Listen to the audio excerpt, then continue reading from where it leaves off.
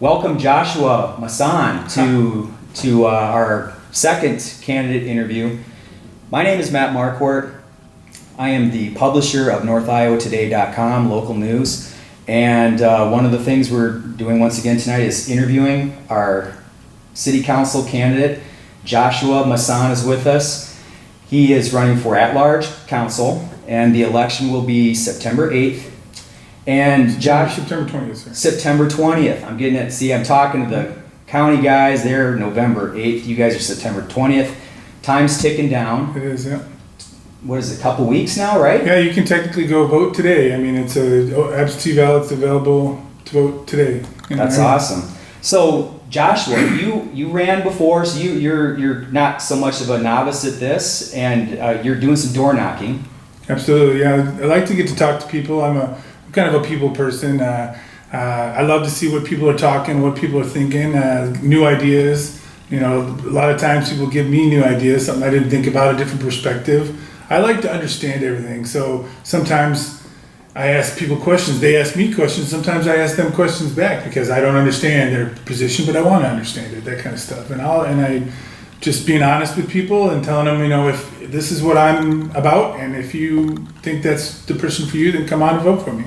Okay, so, well, that's a great point. What is Joshua Masson about?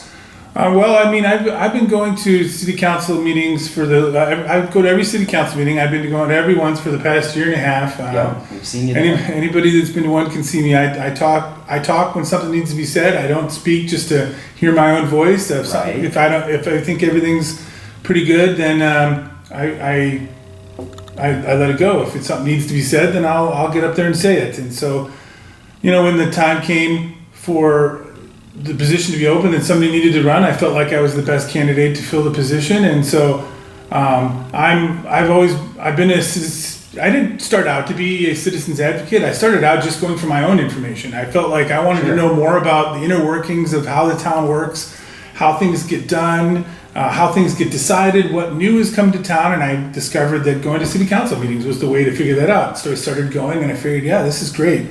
You get to learn all the information. I started reading the city council packets. Right. Yep. I go through, and some of the stuff in there didn't make sense. So I would go about do my own research. I would add up the numbers myself, and I continue to do that. And just because I was interested, and then people started knowing that I go to city council meetings. I get people, when I'm walking through the plant all the time, coming up to me and asking me, "Hey, I heard something." You know what I mean? And I'm always just honest with people. Know me. I'm known for just giving people honest answers, for just telling them what I know. If I don't know something, I say I don't know, and I don't know everything, but so I try to investigate everything. So It is interesting how when people find out that you're involved with the city council situation, watching, reading the packets and the agendas and attending meetings, they do start asking you.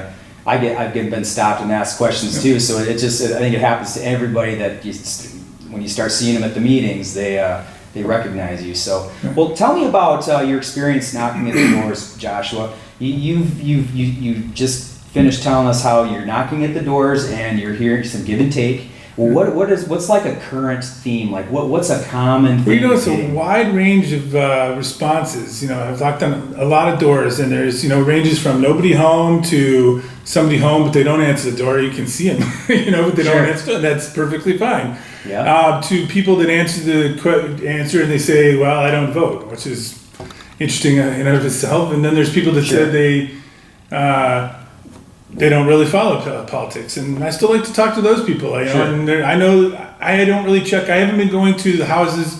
I haven't been checking the voter logs. For example, I purposely didn't go check the voter logs and only try and hit houses that are that have known voters. I mean, I know that's a common strategy, but for me, I just decided that I want to see what people are talking about, what people are interested in. So I've been picking roads where I'm not familiar with people. I don't know anybody that lives around there. Okay. People don't know me necessarily, or they're kind of in little corners of the city that kind of get forgotten. And I just go down one street and back down the other side. And I've just been picking kind of random streets to go down and talking to everybody.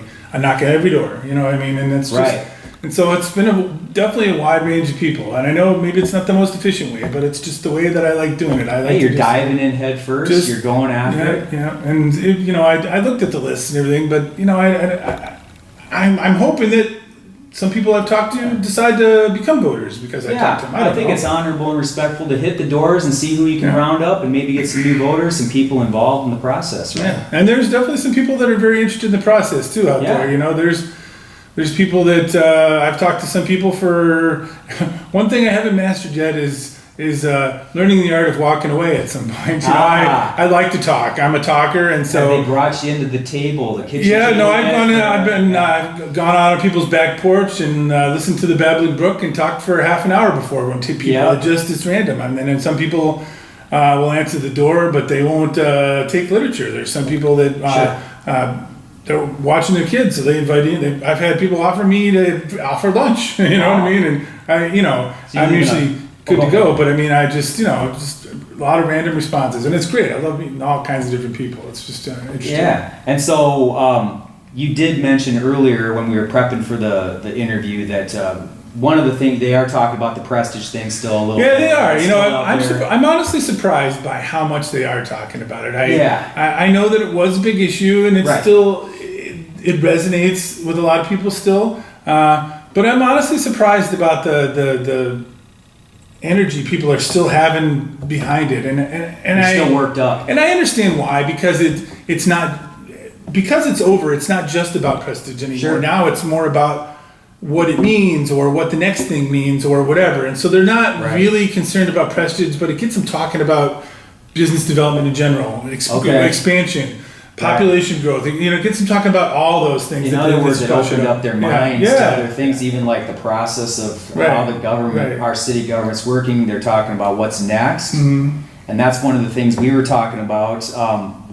Now that prestige is behind us, we're all trying to heal and move on from this. It's not been easy, but we're moving forward. We're having an election. We're going to fill a vacant seat.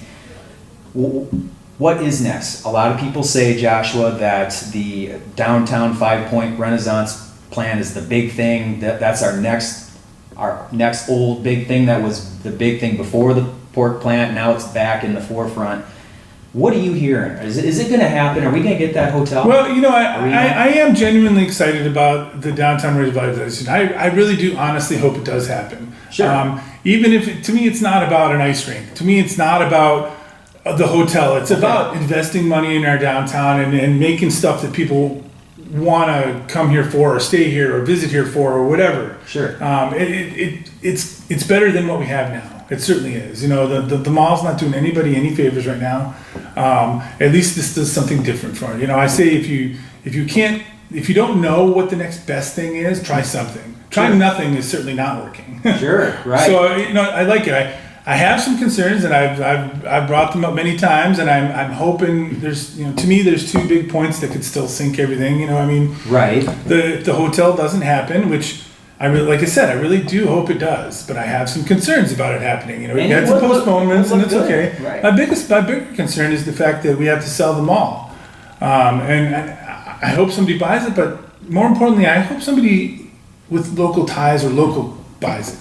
I think part of the issue with the mall is that it's owned by some vague entity that doesn't, that isn't actively really trying to, U.S. Bank of West Texas. Yeah, they're not trying to bust their butt to get people in there, trying new ideas and things like that. I hope somebody locally, if I had the money, I would buy it in a heartbeat because I love it. I think it's a good mall. It's, a lot of people have talked about we should bulldoze the mall and go back to the way it was, and it's, let's not go that far backwards. You know what I mean? We did it, good or bad, it's there. Let's use it as it is. And we could. We have to tear up our new plaza to do that. Yeah, it's not practical. Right, exactly. And so I think that it could be good. It's just that it's just been kind of just complacent there. And I think if we had a local owner that was excited about this town, that wanted to invest the town, that would do what it took to get people in there, I think it would be great. I really do. It's got plenty of parking. It's a great location. It is a great. It is the hub of town. Yeah. It's very noticeable. Regardless of what it did to downtown when they put it. It was before my time. I've been here 15 years, so so it was before that, from what I understand. But. And I don't know what happened back then, but it is there now. Let's use it. Its heyday was probably the late 80s into the early 90s, and then it probably has had trouble since then, just various issues. But one thing I do notice, Josh, and you probably notice this too, people still want to come to the mall. You see people park and walk in, and then not too long after they walk out, sometimes without a bag or anything. It's just like, it seems like those people might be a little disappointed. It's great to have a place where you can go to a bunch of stores at once. There's plenty of parking, and there's a big open space. They have a lot of cool events there sometimes, and it's funny. It's sad or true or whatever it is. Reimagine the mall. Maybe. Yeah, I mean, as sad as it is, when my family comes to visit, or when my wife's family comes to visit, they want to go to the mall. Yeah. And that's what I'm saying. They do want to go to the mall. They do. They think it's lame or not. That's what they want to do. Here's a concept that was floated numerous times over the years as the mall declined and the kids stopped going to the mall. How would you feel as a council member? Let's say Joshua gets elected.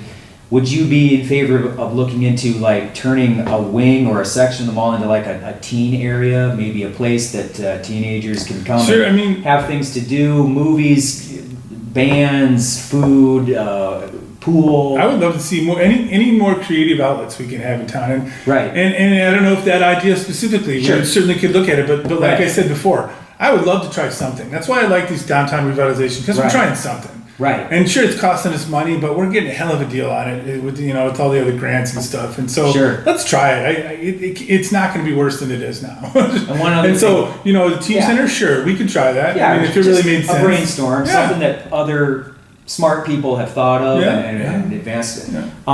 What was I going to say now? So the mall is what it is. I guess we'll just move on from the mall. But how about the experience, the relationship between the city, the county, and Clear Lake? A little frazzled after the Prestige. Is there anything we can do to repair that it's always a tough relationship because yes, we have this North Iowa mentality, and we're trying to bring more businesses to North Iowa. But then, in the end, we are going to compete with Clear Lake also. So we share resources, and we're on the same team.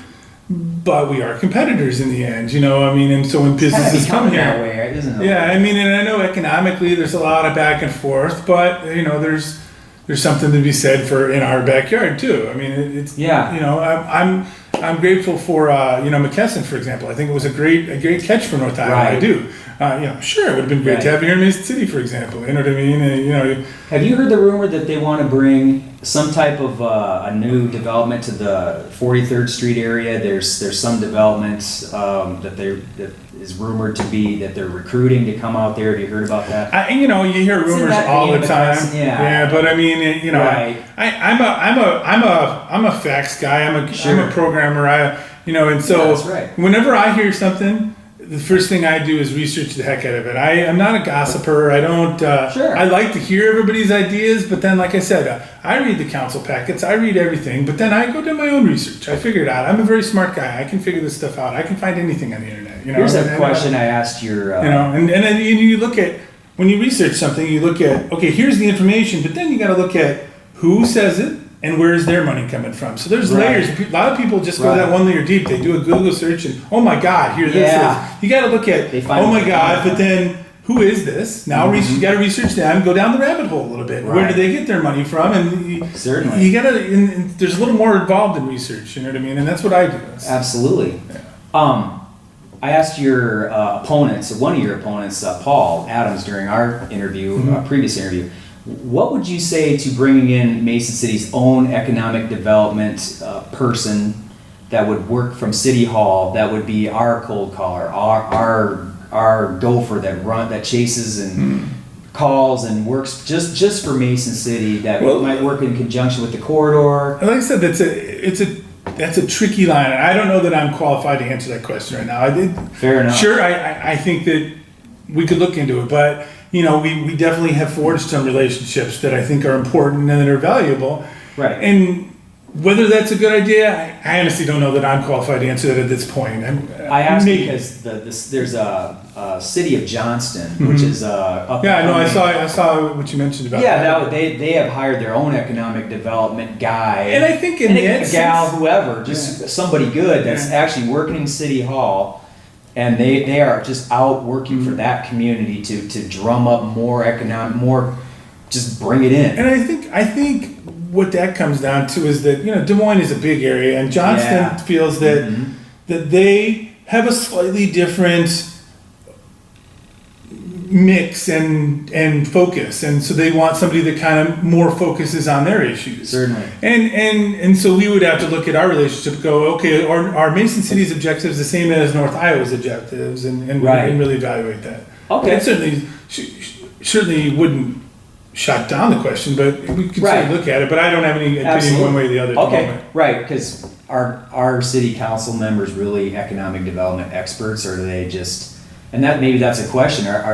Should city council members be economic and bill themselves as economic development experts, or should they rely on city staff to bring their answers? I definitely think, like I said, I've gone to enough city council meetings to know that, and I've talked to most of the city staff that knows who I am, because I ask them questions, and I tell you, they're a very smart group of people. I think they almost to a person do a great job. I think whether it's finance or maintenance or water or anything, I always feel like their answers. I have a pretty good BS detector, as I have to, because the research I do. Like when I talk to somebody, I can pretty tell if they're just giving me an answer or whatever. People usually try to do that with me, I think. But I'm BSing you right now. I'm just kidding.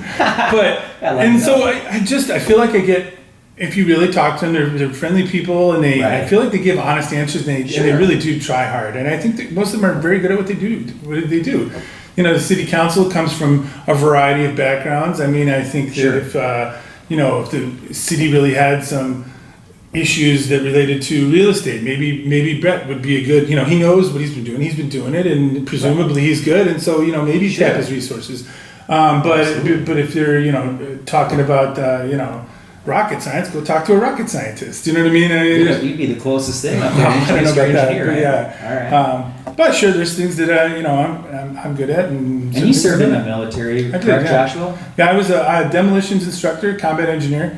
My job was to teach new recruits how to throw hand grenades and disarm mines and blow up bridges and stuff like that. Did you happen to serve overseas? Or? I did not. No, I was in for about 8 years, and it was a good experience. And I learned a lot of. There's a lot of lessons you learn in the Army that no school will ever teach you. You know what I mean? You just won't. And so it was a great experience for me. And I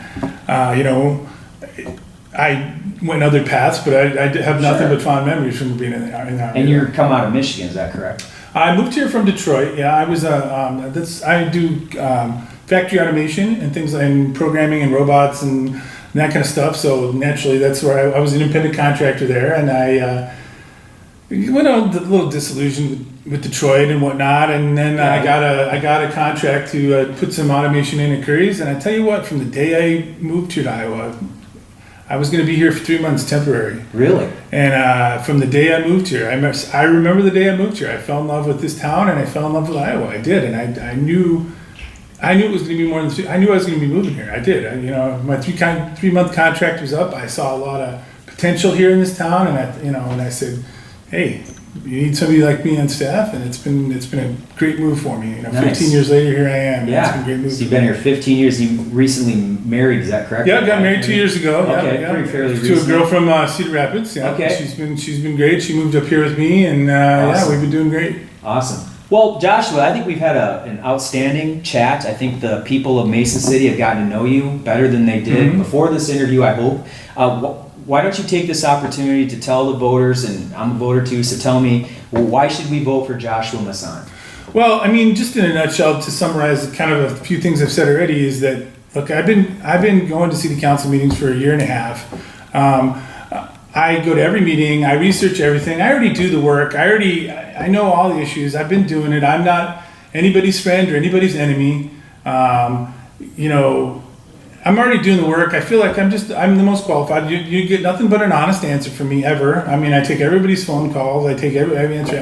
I'm on email all the time. I answer hundreds of emails a day about various things, and I'm very busy. My grandma always said, if you need something done, ask a busy person. That's sure. what she said, and there's some truth in that. And so if you think what I've just said now is I'm the guy for you, then come out and vote for me. I don't think you can go wrong. Excellent. Well, we wish you and all the candidates really the best of luck on the September 20th election, and we'll see how that night unfolds. It'll be very interesting. Okay, thank you very much for your time. Thank you, sir. All right.